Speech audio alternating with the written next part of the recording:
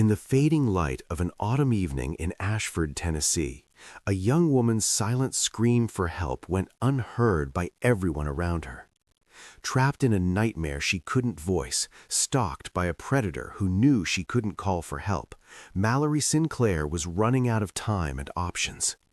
When she burst through the doors of a quiet cafe, desperately signing to strangers who couldn't understand, she had no idea that the man sitting by the window with his little daughter would become the answer to prayers she didn't know how to speak. Before we continue, please tell us where in the world are you tuning in from? We love seeing how far our stories travel. The autumn evening had turned the streets of Ashford into a beautiful trap. 24-year-old Mallory Sinclair's hands were shaking so badly she could barely hold on to her grocery bag. Her heart hammered against her ribs like it was trying to escape, and the man in the gray hoodie, the one who had been haunting her life for 2 weeks, was still there, 20 feet behind her, matching her pace step for step.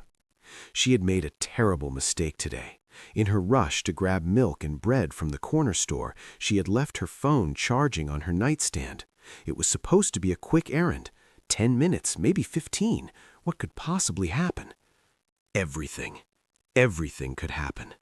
Mallory's blood turned to ice when she stepped out of the store and saw him across the street. The gray hoodie, those cold, calculating eyes, watching her like a hunter watches prey. She walked faster. He crossed the street. She turned left. So did he. She broke into a near run. His footsteps matched hers perfectly. She couldn't hear if he was getting closer. She couldn't call out for help. She couldn't even know if she was screaming.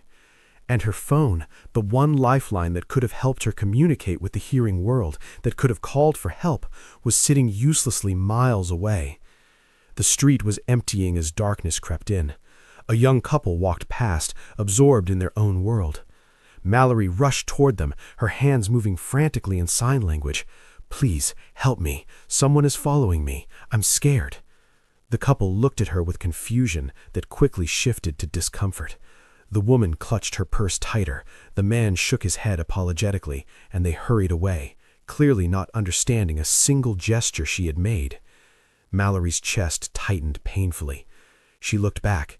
The man in the gray hoodie had stopped pretending. He was staring directly at her now, a slow, terrible smile spreading across his face. He knew. He knew she was running out of options. She ran. Her feet carried her toward the main street where shops were still open, where people were still moving about. She spotted an elderly man locking up his hardware store and rushed toward him, her hands flying desperately through the air. "Please, call the police. That man is following me. Please." The elderly man squinted at her, then shook his head sadly and pointed to his ear. He didn't understand. He patted her shoulder kindly, said something she couldn't read on his lips, and walked away toward his car. Tears were streaming down Mallory's face now. The gray hoodie man was leaning against a lamppost across the street, watching her struggle, waiting, patient. He knew she was trapped in a nightmare where she could see everyone but couldn't make anyone see her. That's when she saw it, the warm glow of Brennan's Corner Cafe spilling onto the darkening sidewalk. Through the large windows she could see people inside, families, couples, individuals reading books or working on laptops. Someone in there had to understand her. Someone had to help. She pushed through the door so hard that several heads turned. A waitress called out something, but Mallory was already moving, approaching the first table she saw. A middle-aged woman sat with a cup of coffee and a magazine. Mallory signed rapidly, her hands trembling. "Please, I need help. A man is following me. I'm deaf. Please help me."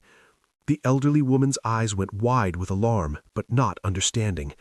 She held up her hands helplessly and called out to someone, probably her husband, who came over looking equally confused and concerned. Mallory moved to the next table. A group of college students looked up from their textbooks, their young faces reflecting confusion and uncertainty. "Can anyone understand me, please? I'm in danger." One of the students pulled out his phone, perhaps trying to find a translation app, but his friends were already looking uncomfortable, shifting in their seats, clearly not knowing how to respond to this panicked woman making gestures they couldn't comprehend. Mallory felt the last threads of hope slipping through her fingers like sand. She was surrounded by people, yet completely alone, invisible, silent in a way that had nothing to do with her deafness and everything to do with the wall between her world and theirs. The cafe door opened behind her with a soft chime.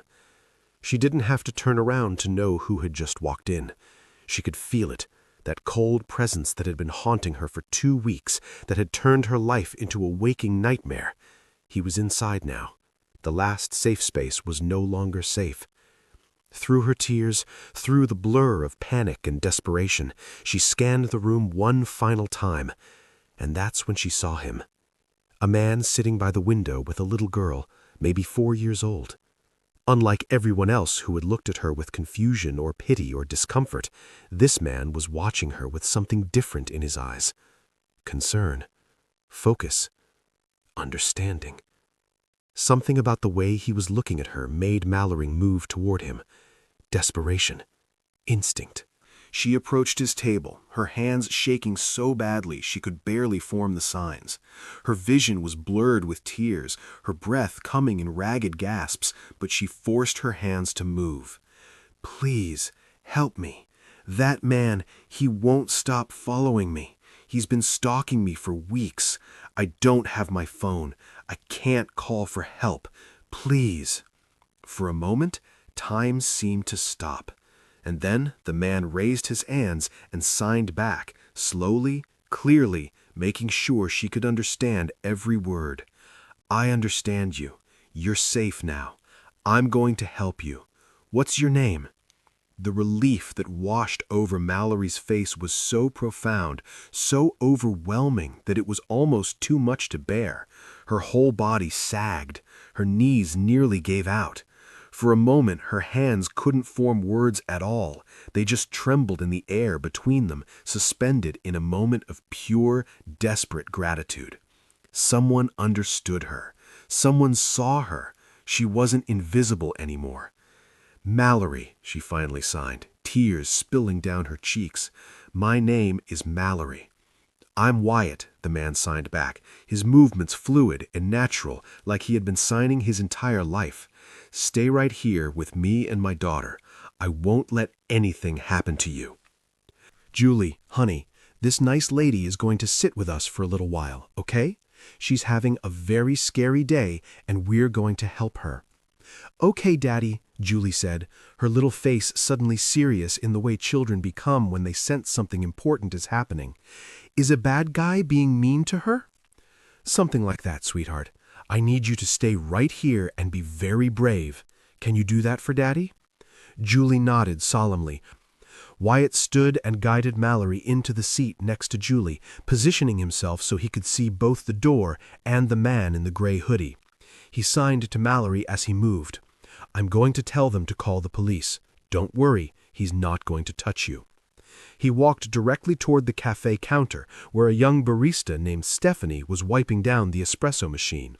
His voice was low but urgent, every word deliberate. "Call the police right now. That man by the door has been stalking the woman at my table. She's deaf and doesn't have her phone. She's been trying to get help, but no one understood her. Don't let him leave."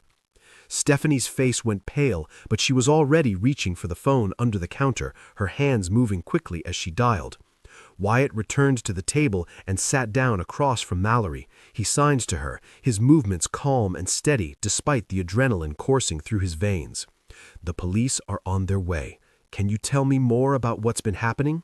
Mallory's hands were still shaking, but she managed to sign back, each gesture laden with weeks of accumulated fear. "He's been following me for 2 weeks, outside my work at the bookstore, at the grocery store, outside my apartment building. I reported it to the police, but they said they couldn't do anything without evidence. Today was my day off. I just went out to get a few things. I didn't bring my phone. I didn't think I'd need it. And then I saw him again. He followed me for blocks. I tried to get help, but no one understood me. No one could hear me." The last sign, "here," carried a weight that went beyond the physical act of hearing. Wyatt's jaw tightened. "You did the right thing coming in here. You're not alone anymore." Julie, who had been watching the exchange with fascination, tugged on Wyatt's sleeve. "Daddy, why is the pretty lady talking with her hands?" "She's deaf, sweetheart. That means she can't hear sounds the way we do, so she talks with her hands instead. And I learned how to understand her a long time ago because Uncle Micah talks the same way." Julie's eyes went wide with wonder rather than confusion. "Like Uncle Micah? That's so cool!" She turned to Mallory with the pure, unfiltered compassion that only children possess, completely unburdened by the awkwardness that made adults turn away. "Don't be sad, pretty lady. My daddy is the best helper in the whole wide world. He even fixed my teddy bear's arm when it fell off, and now Mr. Snuggles is good as new." Mallory couldn't hear the words, but she watched Julie's animated little face, the way her tiny hands moved with emphasis, the way her eyes sparkled with earnest reassurance. And somehow, despite everything, despite the terror still coursing through her veins, despite the man in the gray hoodie 15 feet away, despite 2 weeks of living in fear, she felt something warm spreading through her chest. Wyatt signed to Mallory what Julie had said, and Mallory let out a sound that was somewhere between a laugh and a sob, something beautifully human and broken and healing all at once. "Your daughter is precious," she signed. "She's my whole world," Wyatt replied, and something in the way his hands formed those words told Mallory there was a story there, a deep one, but that was for another time. The next few minutes felt like hours stretched thin. The cafe had grown quieter, the normal chatter subdued as people sensed something serious was happening. The man in the gray hoodie must have realized something was wrong because he started moving toward the door, trying to slip out unnoticed. But before he could escape, 2 police officers walked in, alerted by Stephanie's call. The cafe had grown completely silent now, everyone watching as the officers approached the man. One of the officers spoke briefly to Stephanie, who pointed toward Wyatt's table and then toward the man trying to leave. The other officer moved to block the exit. "Excuse me, sir. We need to ask you a few questions." The man in the gray hoodie's face changed from calm to angry to something almost desperate. "I haven't done anything wrong. I'm just getting coffee." "Then you won't mind answering a few questions." The officer who had spoken to Stephanie came over to Wyatt's table. Wyatt stood, positioning himself between the officer and Mallory, and began interpreting everything that was said, his hands moving fluidly as he translated the conversation. It turned out the man's name was Gregory Dalton, and when the officers ran his information, red flags started appearing immediately. He had prior arrests for harassment and stalking in 2 different states, Missouri and Kentucky.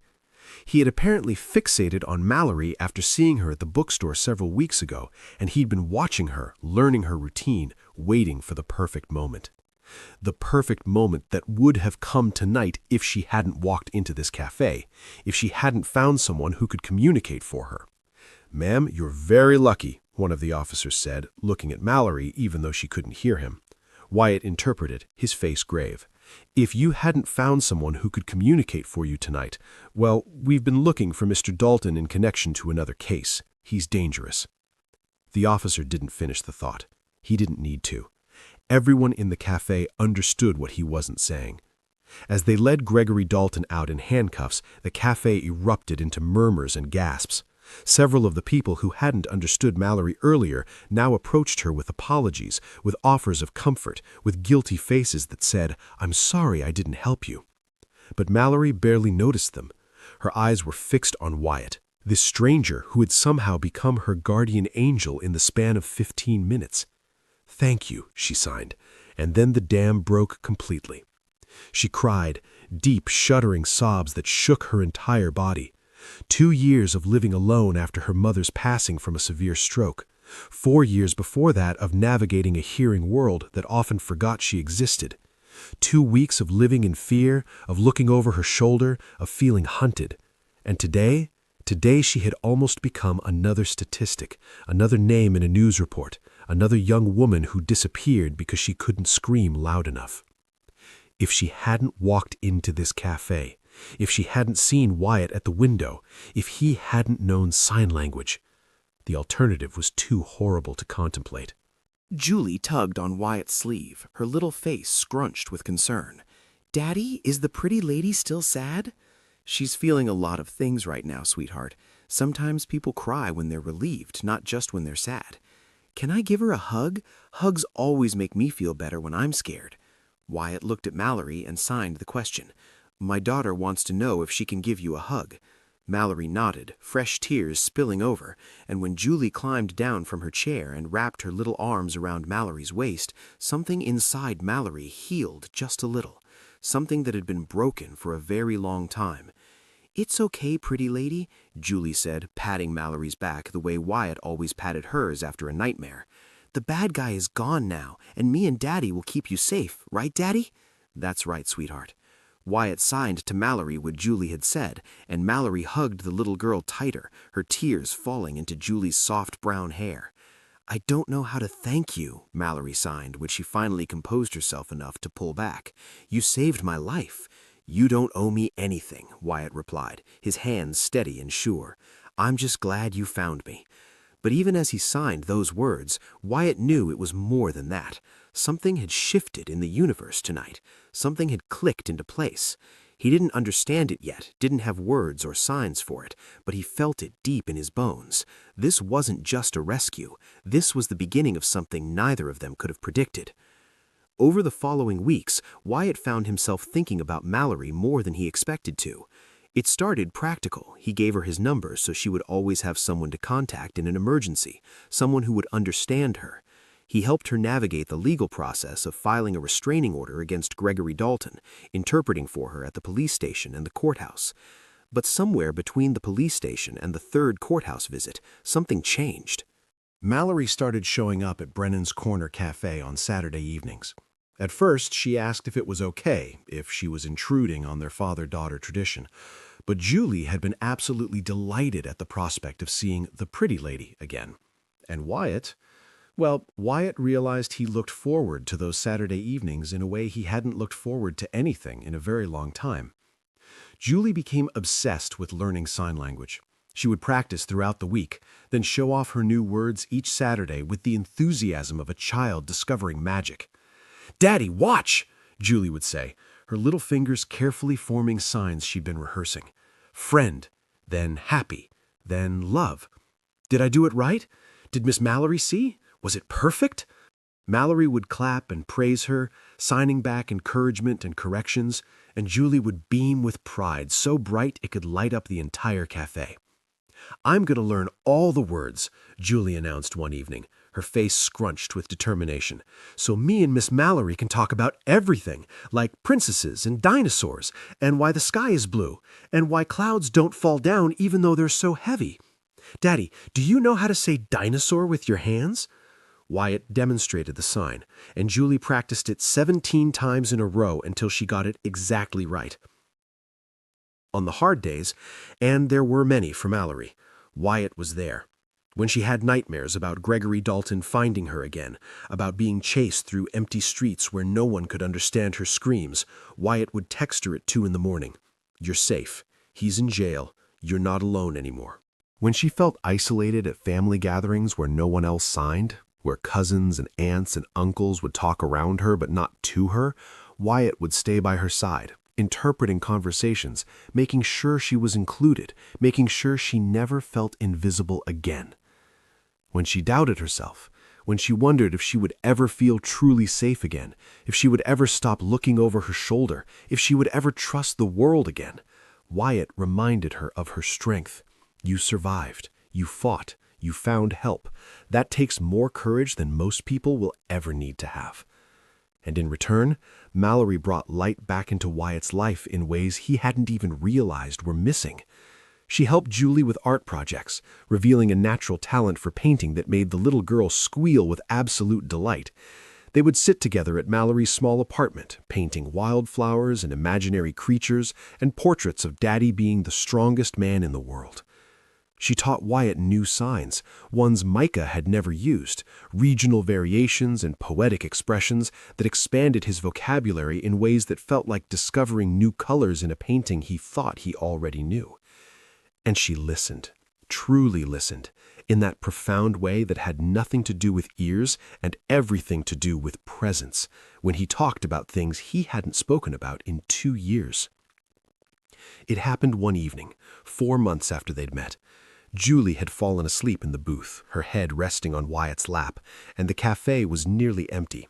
The waitress was wiping down tables in the back, and the soft jazz music playing overhead created a bubble of privacy around their table. "Can I ask you something?" Mallory signed. "You don't have to answer if it's too personal." "You can ask me anything," Wyatt replied. "Julie mentioned her mommy once. She said her mommy lives in heaven with the angels now." Wyatt's hand stilled for a moment. Then he took a deep breath and began to sign. Her name was Amelia. We were high school sweethearts, one of those ridiculously young love stories that somehow actually worked. We got married at 22, had Julie at 28. She was the kind of person who made everyone around her better, kinder, happier. His hands paused, and Mallory waited patiently, giving him space. She had a heart defect she didn't know about, something she'd had since birth, but it never caused problems until it did.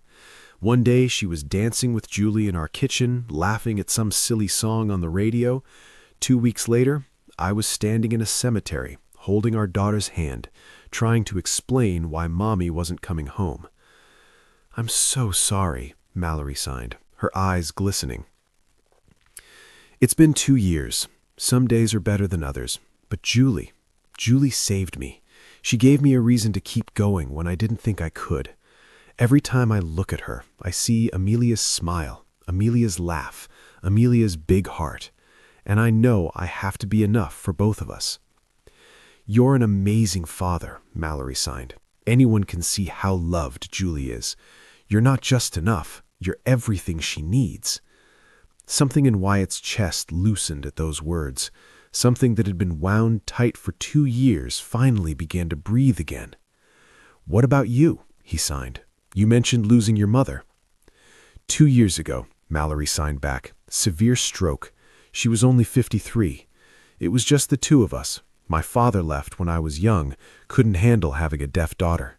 My mother learned sign language, became my advocate, my interpreter, my best friend. When she died, I lost the one person in the world who truly understood me. Until now," Wyatt signed. Mallory looked at him, really looked at him, and something passed between them that didn't need words or signs. A recognition, a connection, a sense that maybe, just maybe, they had been brought together for a reason neither of them could have predicted. 6 months after that terrifying evening in the cafe, Wyatt found himself standing outside Mallory's apartment building, a bouquet of sunflowers in his hand, her favorite, he had learned. His heart was pounding almost as hard as it had the night they met, but for entirely different reasons. When Mallory opened the door, her surprise shifted quickly to curiosity. "What are you doing here?" she signed. "Is Julie okay?" "Julie's fine. She's with my mom for the evening. I'm here because I needed to tell you something, and I needed to do it alone." Mallory stepped back, letting him into her small but warmly decorated apartment. He handed her the sunflowers, and she buried her face in them for a moment before setting them carefully on her kitchen counter. "What did you need to tell me?" she signed, her hands betraying a slight tremor. Wyatt took a deep breath. This was it.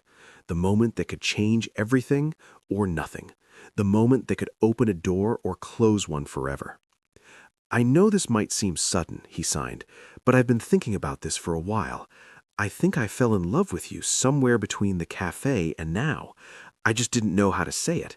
I didn't know if it was too soon after Amelia, or if you'd think I was only with you out of gratitude, or if I was crazy for feeling this way about someone I've only known for 6 months. He paused, his hands suspended in the air between them. "But then I realized that life is too short and too unpredictable to waste time being afraid. You taught me that. You walked into that cafe 6 months ago with nothing but desperation and courage, and you changed everything. You brought light back into my life. You gave Julie someone who understands her in ways I never could. You made me remember what it feels like to want something for myself, not just for my daughter. And what I want is you." Mallory stared at him, her heart so full she thought it might burst through her chest. Tears were already streaming down her face, but she was smiling, that beautiful, heartbreaking smile that Wyatt had come to love more than he thought possible. "It's not sudden," she signed back, her hands shaking with emotion. "I've been waiting for you to say it. I've been in love with you since the third Saturday, when Julie spelled my name wrong in sign language and you corrected her so gently, so patiently. I've been in love with you since you stayed up until 3 in the morning texting me through a panic attack. I've been in love with you since I realized that when I picture my future, you and Julie are in every single version of it." Wyatt closed the distance between them in 2 steps and pulled her into his arms. They stood there in her small kitchen, holding each other like they were the only 2 people in the world, the sunflowers forgotten on the counter, the evening light fading outside the window. When they finally pulled apart, Wyatt signed, "There's someone else who wants to ask you something." On cue, there was a knock at the door. Mallory looked confused, but when she opened it, there stood Julie, holding a handmade card covered in glitter and stickers. "Surprise!" Julie shouted, then immediately switched to signing as she'd been practicing. "We love you. Will you be part of our family?" Behind Julie stood Wyatt's mother, grinning widely, clearly in on the whole plan. Mallory scooped Julie into her arms, card and all, and the 4 of them stood in the doorway, a family that had found each other in the most unexpected way, built on understanding and second chances and the kind of love that doesn't ask permission before changing everything. 3 months into their relationship, on a quiet Tuesday evening after Julie had gone to bed, Wyatt sat across from Mallory in his living room. There was a heaviness in his eyes that Mallory had seen glimpses of before but had never fully understood, a shadow that crossed his face sometimes when he watched Julie playing, a tightness in his jaw when she asked him about the future. "There's something I need to tell you," he signed. "Something I should have told you a long time ago, but I didn't know how. I was afraid." Mallory's heart tightened with sudden worry. "What is it?" Wyatt took a deep breath, his hands trembling slightly as he began to sign. 6 months before I met you, before that night in the cafe, I took Julie to the doctor. She had been having trouble hearing her teachers at preschool. I thought maybe it was ear infections. Kids get those all the time, right? Simple, treatable. He paused, his jaw working as he fought to maintain composure. They ran tests, a lot of tests. Hearing tests, genetic tests, scans, and they found something. Mallory felt her chest constrict, already dreading what was coming. Julie has a progressive genetic condition, something Amelia carried but never knew about. It never manifested in her, but she passed it to Julie. The doctors said... His hands faltered. He closed his eyes for a moment, gathering strength. They said she'll likely lose her hearing completely by the time she's a teenager. Maybe sooner. They can't know exactly when, but it's inevitable. My little girl is going to go deaf. The words hung in the air between them, heavy and terrible and heartbreaking.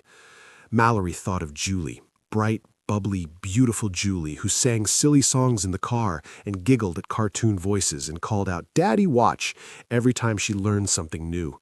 Julie, who was learning sign language not as a fun game with Miss Mallory, but as preparation for a future without sound. "That's why she's learning sign language," Mallory signed, the realization washing over her in waves. "That's why you've been teaching her. You're preparing her." Wyatt nodded, his tears slipping down his cheeks now, his composure finally breaking. "I didn't know how to tell you. I didn't want you to think I was only with you because of what you could offer her. Because that's not true. I fell in love with you, Mallory, everything about you. But I also know that Julie is going to need someone who understands what she's about to go through. Someone who can show her that being deaf doesn't mean her life is over, that she can still be happy, that she can still be whole." He looked at her with raw, devastating vulnerability. "I'm terrified, Mallory.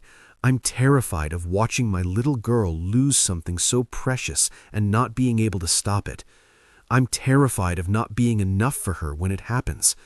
I learned sign language for my brother, but this is different. This is my baby. This is my whole world. And I don't know how to prepare her for a silence she's never known, for a world that might not understand her, for all the struggles I've watched you face. I don't know how to save her from this." Mallory was crying too now, but she reached across and took Wyatt's hands in hers, stilling them. Then she pulled back and signed, slowly and deliberately, making sure he understood every single word. "When I was 7 years old, I woke up one morning and the world was silent. No birds singing outside my window, no cars driving past, no sound of my mother making breakfast in the kitchen. I screamed, but I couldn't hear my own voice. I thought I had died. I thought I was trapped in some kind of nightmare that I'd never wake up from." She paused, steadying herself against the memories. "For years I grieved. I grieved for music I would never hear again, for laughter, for my mother's voice reading me bedtime stories, for all the sounds I didn't even know I would miss until they were gone. I was angry. I was lost. I felt broken." Her hands moved with more intensity now. "But then I discovered something. I discovered that silence has its own kind of beauty. I discovered that my hands could speak louder and more eloquently than my voice ever did. I discovered that being deaf didn't make me less, it just made me different. It gave me a different perspective, a different way of experiencing the world, a different kind of strength." She squeezed his hands again, her eyes fierce with conviction. "Yulie is going to grieve, and that's okay. That's healthy. That's human. But she's also going to discover a whole new world, a world I can show her. I can teach her that silence isn't emptiness. I can teach her how to listen with her eyes, how to speak with her hands, how to feel music through vibrations in her chest. I can teach her that the deaf community is beautiful and vibrant and full of people who will understand her completely. I can teach her that she will never, ever be alone." Tears were streaming down both their faces now. "And most importantly," Mallory continued, "I can show her what you've been terrified she wouldn't see, that she can still be happy, she can still fall in love, she can still achieve her dreams, she can still be whole. Because I am whole, Wyatt. My deafness doesn't define me, it's just part of who I am, and Julie's deafness won't define her either." Wyatt broke down completely. He pulled Mallory into his arms and held her like she was the only thing keeping him from shattering into a million pieces. When he finally pulled back, he signed with shaking hands, "I thought I saved you that night in the cafe, but I think maybe you were sent to save us." Mallory smiled through her tears, signing back, "Maybe we were sent to save each other." From that day forward, everything shifted into sharper focus. Mallory threw herself into preparing Julie for the transition ahead, but not in a way that felt heavy or scary. She made learning sign language feel like discovering a superpower, like unlocking a secret code that only special people could understand. She took Julie to deaf community events on weekends, picnics in the park where children and adults signed and laughed and played together, weekend gatherings where nobody felt left out or different, storytelling sessions where deaf performers used their entire bodies to bring stories to life in ways that spoken words never could. "Daddy, look," Julie said one Saturday afternoon, bouncing with excitement after a community picnic. Her hands moved rapidly as she signed. "I made a new friend named Oliver, and he taught me how to say butterfly and rainbow and best friends forever." She demonstrated each sign with exaggerated enthusiasm, her little face glowing with pure joy. Wyatt watched his daughter, so full of happiness, so completely unafraid of what was coming, and felt something loosen in his chest. The fear was still there. It would probably always be there, hovering at the edges of his thoughts. But it was no longer suffocating him. It was no longer the only thing he could see when he looked at his daughter's future. Because Julie wasn't just learning to be deaf, she was learning to be part of a community. She was learning that different didn't mean less. She was learning that she would never be alone. Mallory also started teaching Julie practical things, how to feel vibrations in music by putting her hand on a speaker, how to use visual timers and alarms, how to advocate for herself when people didn't understand. But she did it all through play, through games, through activities that felt fun rather than frightening. One evening, Mallory brought over a keyboard and showed Julie how to feel the vibrations of different notes through the wood. "Can you feel this one?" Mallory signed, playing a deep bass note.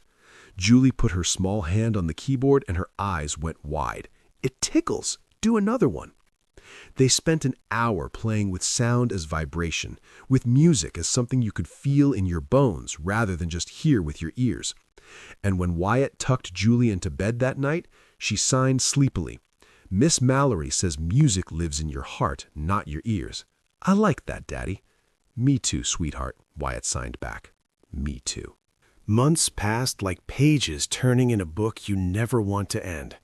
Julie's hearing continued to decline gradually, some sounds becoming muffled, some frequencies disappearing entirely, but she adapted with the resilience of childhood and the support of two people who loved her more than life itself. She started using hearing aids, which she decorated with sparkly stickers and called her magic ears. When other kids at school asked about them, she would explain proudly in a mixture of spoken words and signs that they helped her hear better and that she was learning a special language with her hands. Most of the kids thought it was the coolest thing ever. A few didn't understand and said mean things, but Mallory taught Julie how to handle that too. "Some people are scared of things they don't understand," Mallory signed to her one afternoon after a particularly hard day at school. "But that's their problem, not yours. You don't need to make yourself smaller so other people feel comfortable. You just need to be yourself, and the right people will see how amazing you are." Julie hugged her tight and signed, "You're the best, Miss Mallory. I'm glad Daddy found you." "I'm glad he found me too," Mallory signed back. "Actually, I'm glad I found both of you." On a crisp autumn evening, exactly 1 year after the night Mallory burst through the cafe doors in terror, Wyatt took both Mallory and Julie back to Brennan's Corner Cafe. They sat at the same table by the window, the same table where their lives had changed forever. Julie, now 5 years old and wearing her sparkly hearing aids, had a plate of chicken nuggets arranged into a smiley face in front of her, just like that first night. But this time, there was no fear, no panic, no desperation, just 3 people who had found each other against all odds. "Daddy," Julie said, tugging his sleeve, "can I say something to Miss Mallory in sign language? I practiced really hard and I want it to be perfect." Wyatt nodded, his heart so full it felt like it might overflow. "Go ahead, sweetheart." Julie turned to Mallory, her little face scrunched with concentration. Slowly, carefully, with the deliberateness of a child who wants to get every gesture exactly right, she formed the signs. "Thank you for teaching me. I'm not scared anymore. I love you." Mallory's hand flew to her mouth.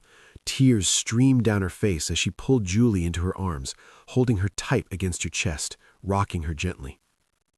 "I love you too," Mallory signed, when she could finally compose herself. "So much." Wyatt watched them, his daughter and the woman he loved, both of them crying and laughing and signing and hugging, and thought about fate. About that terrifying evening a year ago when a panicked woman burst through the cafe doors and changed their lives forever. About all the coincidences that had to align perfectly for them to find each other. If Mallory hadn't left her phone at home, if she had chosen a different cafe, if he and Julie had stayed home that night instead of keeping their Saturday tradition, if he never learned sign language for his brother, if any single element had been different, they never would have found each other. But they had. Against all odds, despite all the fear and pain and grief that had brought them to that moment, they had found each other. Wyatt had thought he was saving Mallory that night. He had thought he was the rescuer, the hero, the one who swooped in and made everything better. But the truth was so much more beautiful than that. Mallory had saved them too. She had saved Julie from facing her future alone. She had saved Wyatt from drowning in fear about something he couldn't prevent. She had saved their small family from isolation, from grief, from the weight of carrying their burdens alone. They had saved each other. And in doing so, they had built something neither of them could have imagined a year ago, a family bound not by blood or tragedy, but by understanding, by choice, by the quiet language of hands that speak directly to the heart. If this story touched your heart, if it reminded you that the darkest moments can lead to the most beautiful connections, please take a moment to like this video and subscribe to Everbell's Stories. Share this with someone who needs to be reminded that they're never truly alone, that understanding can come from the most unexpected places, and that sometimes the people we're meant to find are the ones we meet when we're at our most vulnerable.